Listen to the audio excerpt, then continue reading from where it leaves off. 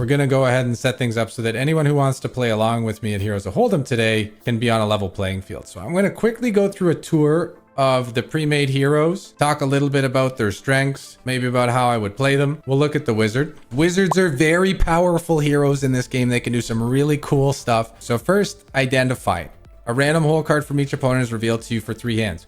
Pretty useful to get a bit of extra pre-flop information. This is actually a pretty decent end game ability. I like it. The rest of them are S tier skills. Illusion. Replace the river card with the top card in the deck. Ever annoyed that you got sucked out on the river? Cast this spell, get a fresh river card. This one's super powerful. Mass Transmutation. All players at the table discard 1 whole card and draw a replacement. All in and dominated.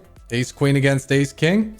Cast Mass Transmutation. Hopefully your opponent loses their ace. You only lose your queen and they get something else that's no good. So this is really fun for all-ins. This one, Transmute Self. Similar. Discard your whole cards, get 2 new whole cards. Kind of a gamble, but let's say you get an all-in situation where you have like, I don't know, you miss a draw and your opponent has ace high. Well, if you Transmute Self, I think you probably have about a 50-50 chance of drawing a hand that makes a pair. So this can be a good bailout on the river. Then we have the spells that just do straight damage. So these 3, Illusion, Mass Transmutation, and Transmute Self, let you manipulate the board and manipulate hands. Then we have the damage spells. Fireball will take 30% of your opponent's health pool, which is their stack, and then gains Burning, which I think is 3% damage per hand.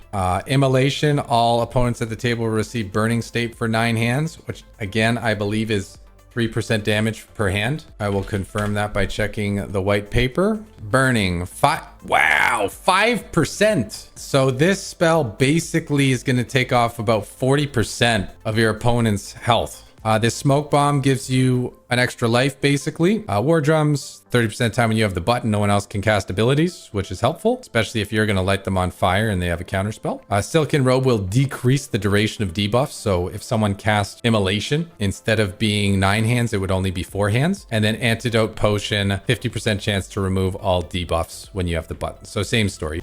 It's game time. So Personification X is a real player. I am a real player.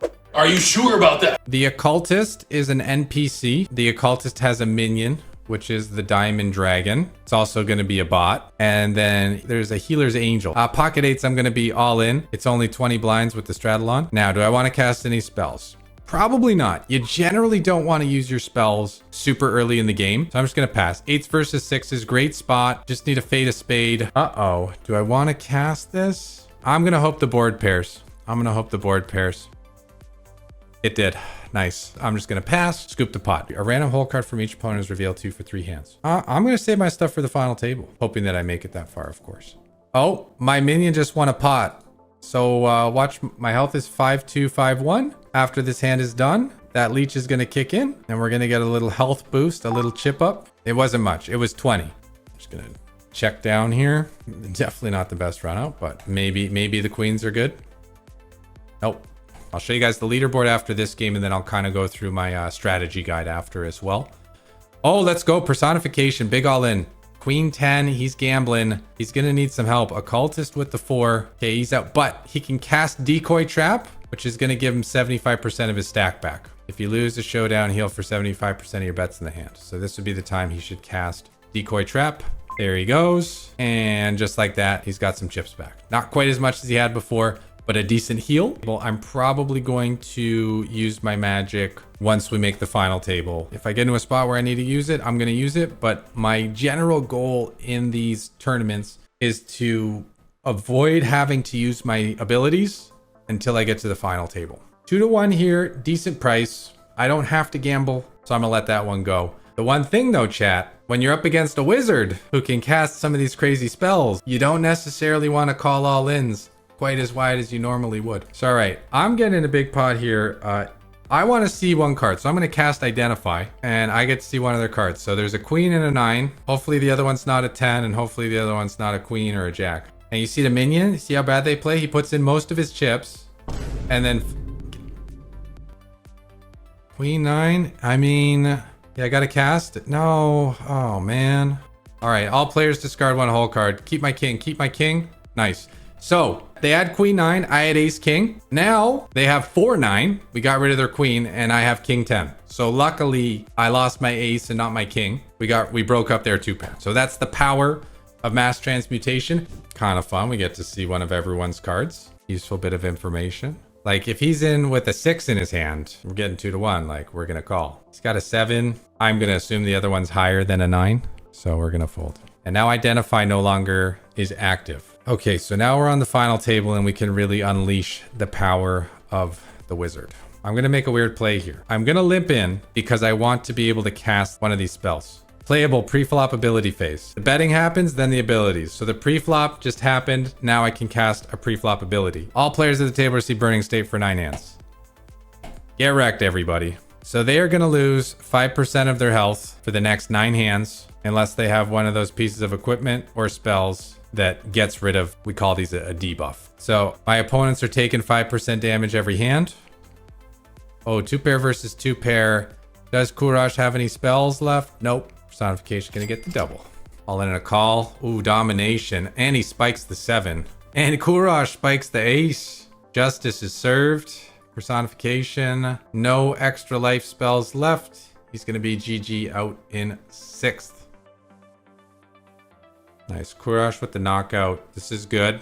So you saw 2 players were eliminated there. The dragon was the occultist's dragon. Once the owner of a hero dies, their minions die as well. So Courage basically got the double knockout there. Target opponent takes 30% of their health pool and damage and gains the burning state till they win a pot. So this 28k, that's about to go down to 20k. Plus, they now have a second burning that's on until they win a pot. So I guess I kind of want to try to win as many pots as possible right now, because right now they're taking, I think, 10% damage per hand.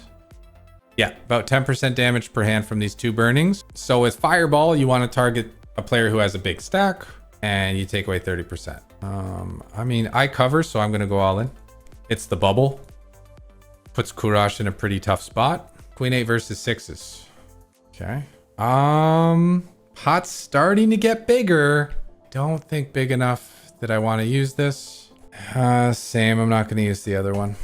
Courage. Okay, Courage says let's run it. It's going to be Ace Jack versus Jack 10. We're dominating. Definitely not going to get rid of my whole cards for this. Just going to look to fade a 10. And if he does hit a 10, we have that spell that changes the river. So we have good backup here, and we are not going to need to cast.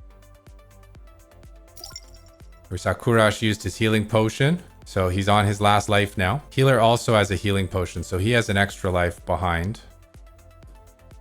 Mid pair is usually good. Blind versus blind, so we're just going to take that one down. All right, King High going to win. Courage getting the GG. So now heads up in the money. I'm getting at least 16 of these hero tokens. I might get 24. We'll see what we get when it's done. All right, King 5 versus 9s.